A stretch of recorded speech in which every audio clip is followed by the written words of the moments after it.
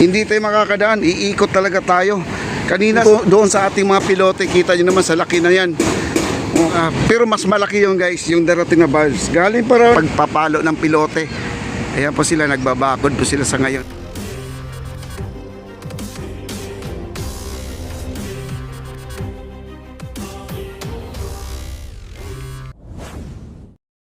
Alright mga kaibigan, nandito muli tayo sa ating update. At ang itong area na to ay nandito na yung mga I-beam natin.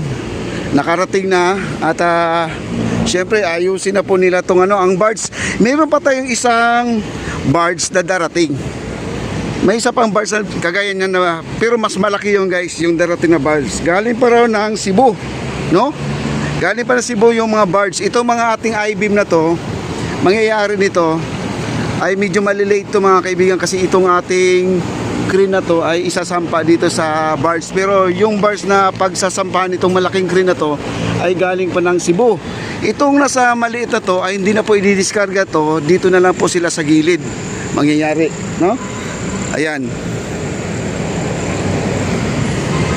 At parating na raw bukas, nandito na yung barge nila at unti-unti na po silang isasampa, kasi itong kanilang malaking crane, ayan ang kanilang maso, nandito yung hammer nila. Ito yung nagpupukpok dito doon sa ating mga pilote, kita nyo naman sa laki na yan. Kapag yan ay nagmamaso guys, talagang umuusok sa sobrang lakas mo yan mga kaibigan. Itong ating guide, ito yung guide ng ating crane. Ito yung magsisilbing guide para hindi magiging kawing po ang ating paggawa, no? Itong malaking bakal na to. Ayan po. Kasi maraming nagsasabi na abang-abangan na lang po daw siya sa pagbabaon ng pilote, kasi ang pilote natin ay hindi niya nakikita kung paano daw paglalagay ng pilote dito sa ilog, kasi medyo sabi niya paano may ilalagay yan, malalim naman yan, no? At hindi naman basta-basta itutusok yan. Pero ang ating ilog naman ay mababaw naman siya ngayon, low tide siya, no? Ayan po ang isang tulay na hindi pa tapos mga kaibigan, sa may Quiapo po yan. Ayan, sa may Quiapo. At ito pong Piate, ayan po, may mga dumadaan na train dito. Ayan, may train. Ano to?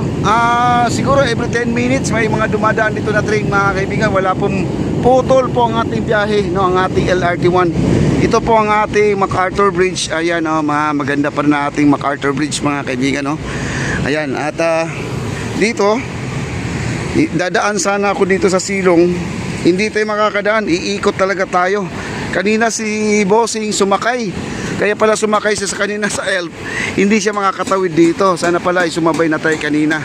Dahil ito guys, may tubig. May tubig, oh. Di tayo makakadaan guys, oh. Yan.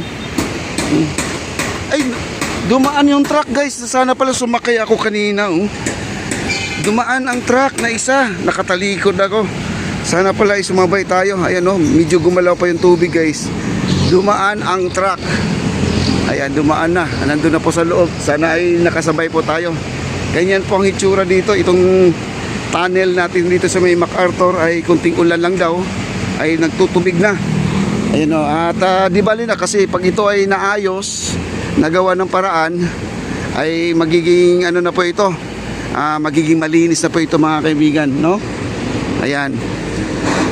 Napakalapad na po ang ating esplanade, kasi ang Arroceros natin malapit na po dito. Pagkatapos ng ating Quezon Bridge, yan na po, Arroceros na po yan. Kaya napakabilis na lang po ang ating pag-bike lane, pagja-jogger lane, no? Pagja-jogging, dahil ito ay magiging buo na rin. Kasi alam ko naman itong ating construction dito ay talagang mabilis po magtrabaho ito mga kaibigan. Ayan o, ayan, dumaan ulit ang ating sasakyan. Ayan, at si Bossing kasama dyan, si Bossing. Ayan, yun po ang ginawa nilang tulay ngayon guys. Ito yung pinakatulay ngayon nila, kasi dito guys, ang barracks nila nandun sa kabila. Hindi sila makatawid dito kasi mababasa po sila sa tubig. Ang tubig natin ay marumi. Ayan, di po sila pwedeng lumusong dyan. Ngayon, ang nagsisilbing tulay, yung nila, yung ELF na maliit, no? Ay, mamaya, pupunta po tayo doon sa kabila at tingnan po natin. Ayan. Ayan, marami pong mga kawayan pa dito. Ayan, oh. Hindi ka makakadaan dito, guys, kaya nag-iingat ako, baka malaglag po tayo dito, no? O, yun. Ito po ang dating dinadaanan papuntang pier pag ikaw ay nanggagaling po ng MCU, Caloocan. Ang mga jeep dito po umiikot ang jeep. Dito po umiikot ang jeep. Ayan.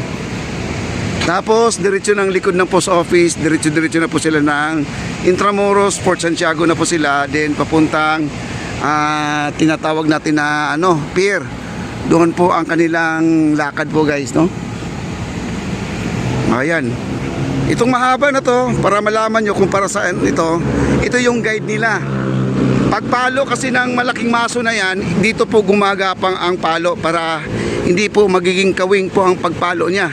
Kaya yung ating hammer ay tuwid na tuwid po yan kasi ito po ang nagsisilbing guide dito.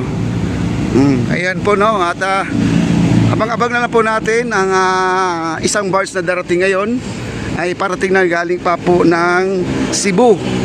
Ayan ang ating I-beam, kaya nakikita niyo ito medyo matulis ito po ang binabaon doon sa ilalim ng putik. Tapos makikita niyo mayroong letter T. Ito po stopper po, guys, kumbaga ito yung hanggang dyan ba ang putik, no, para hindi siya gagalaw-galaw. Wow, ganda ng natin, no?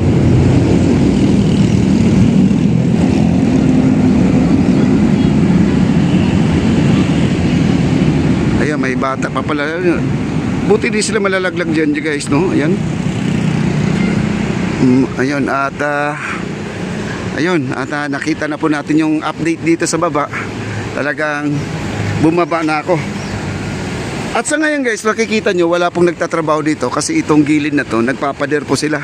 Kailangan po nila padiran to dahil marami pong yung tao at baka naman ay matamaan sa pagpapalo ng pilote. Ayan po sila, nagbabakod po sila sa ngayon. Ayan si pare, ayan po si pare. Babakuran po nila lahat yan para safe po ang kanilang pagtatrabaho. Hindi po sila maabala kasi pag may taong tumawid, mahihinto po sila dito. Ayan, maraming salamat po sa mga nandito. Thank you so much po. Ayan, at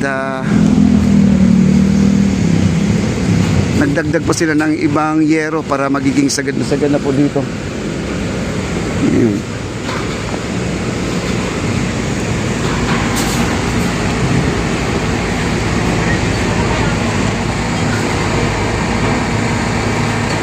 Ayan, medyo buo na po nila yung yero yan, guys.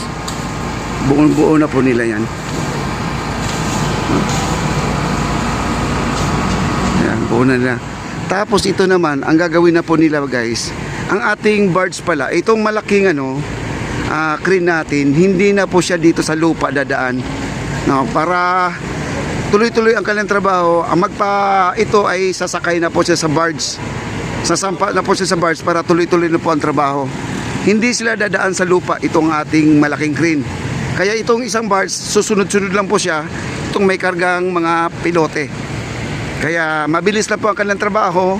Abangan po natin sa sunod ng ating video, no? Maraming salamat po. Bye-bye.